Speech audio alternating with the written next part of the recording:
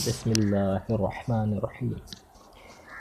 There is a hadith about not eating or drinking while standing.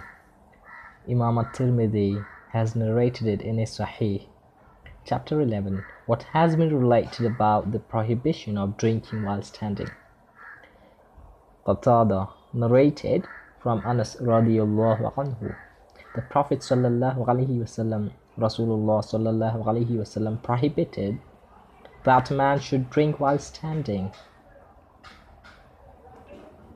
Qatada said, so it was said, and eating?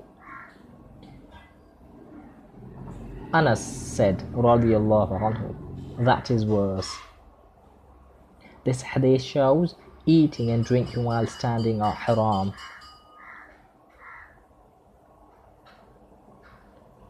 Jazakallahu khair.